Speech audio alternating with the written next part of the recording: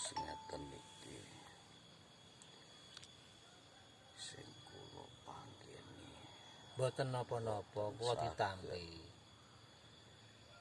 Nyuguh napa mawon. Mboten punapa, pun alhamdulillah jenengan saged rawuh, kula saged panggih. Mung nyuwun sedaya rak rencang nyuwun pangestunipun dumateng leluhur. Nggih. Danten punapik. Kantun sing dong lakoni. Ngapunten kula mriki sak rencang ganggu mboten anggen panjenengan ngaso. Boten matur sembah nuwun. Sampun munjung kasarane wong Jawa. Nggih. Gawe padang, gawe adem, gawe tentrem.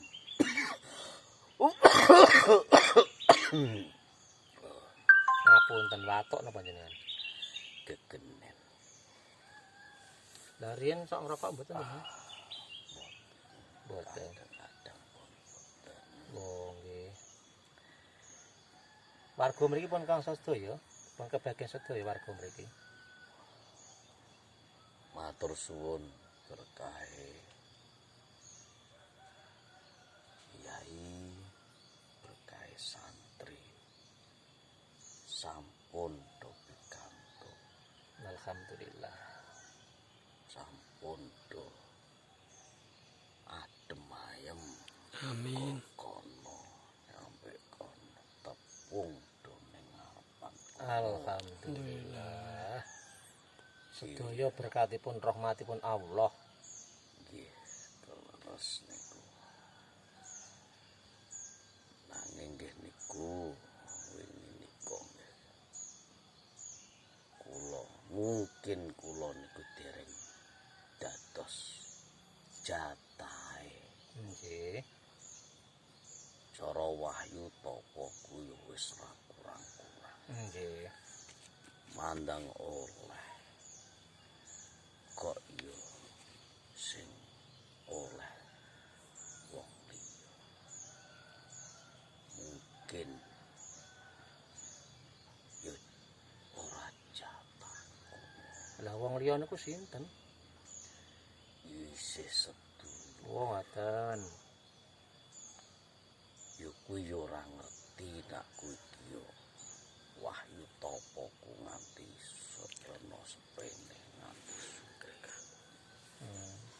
Dan niku kedah jatah sinten kudune niku? Kudune yo keturunanku. Sinten keturunan jenengan niku? Sing dadi abdi dalem bagian Wonosari. Mu mriko. Kripit kok. Ning yo wis ora apa-apa. Oh, sedaya. Mungkin yo kuwi kesane Gusti. Nggih, nggih, nggih, nggih. Gelo yo ning uri. Nggih. Rasane iki degan terus napa? Degan kuwi meng ibarat Bu ngoten. Lah napa sabenere niku? wahyu kaya pewayangan kae. Iku banyu sumber saka arah. Nggih, Zam-zam nggih. Ya. Mergo aku topo ora mangan ora ngombe. Panasen udanan ana sing welas asih karo aku. Aku diparingi niku. Angin diwujudi Degan. degan. Nggih, nggih. Lah nek topan temu di topon. Kula tong mriki mau Oh, teng mriki topo. tentang pundi-pundi Oh, kathah taun nggih topo niku.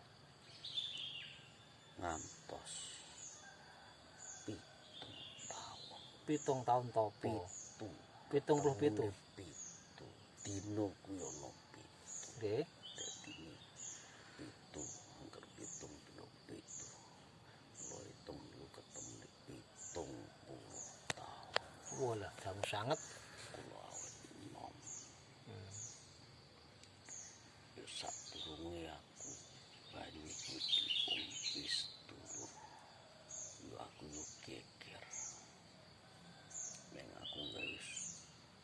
janji yen kono anak keturunanmu sing lanang wis rampung genten dadi anak keturunan. Dilalah Gusti yo nganti anake lanang 10 Sing sakniki niku Sakniki niku pun telas to, Pak. kantos tunggal nggih. Terakhir nih. Nggih. Lah bar niku yo kudune nak melu jaman kerajaan ana sumpah kuwi. Yo Gentosan. paringke oh, saiki rakyat dipimpin yo wis ora iso ora kaya jaman kerajaan. nggih. Rado makmur Nggih, ngapunten. mergo liya Ngapunten jenengan niku asline saking pundi? Jenengan sinten asline? kula tasih kiwoten sesetu Ki Ageng Sela. Oh, Mbah Bu. Pun Ki Ageng Sela sing Mbah Buyut kula niku. Ci Oh, yo wis takdir. Wis kebacut. Panjenengan purun pusaka waduh lah pusaka napa niku? Kangge napa? jaran sembrani. Nggih niku kangge napa kegunaane? Nak biyen sing ngancani aku topo. Nggih.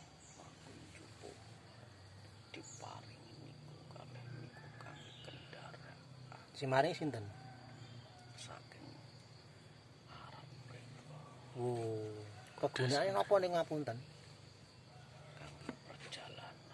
Perjalanan maksud perjalanan pripun niku? Nek bali ning Jaman Purwodadi. biyen kuwi jaran mlakune ning lemah.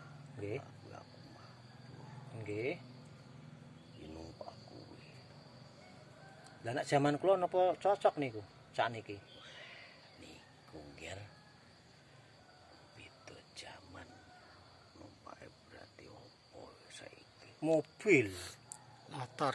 motor mobil. Oh.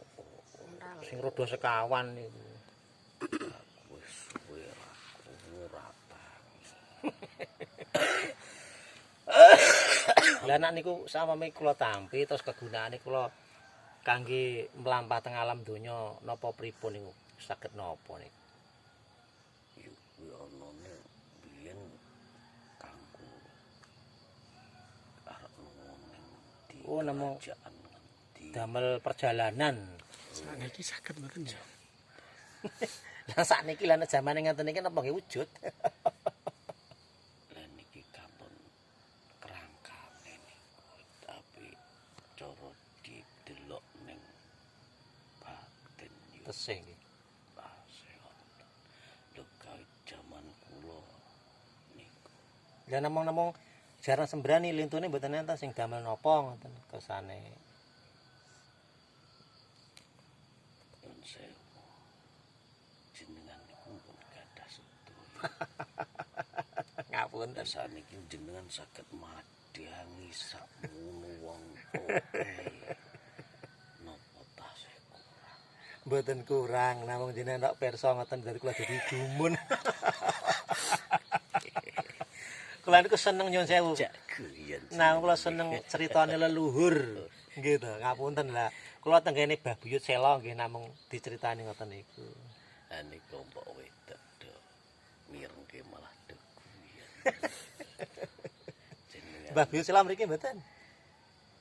mboten wau sampun izin enten acara Nggih. teng Mekah Lah napa mboten nate gemujeng dateng mriki niku sakdereng kula teka?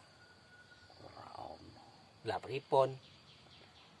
Anane mung njaluk wahyu. Njaluk sugih. Wahyu nomor. Hah, nomor barang. Aduh, lah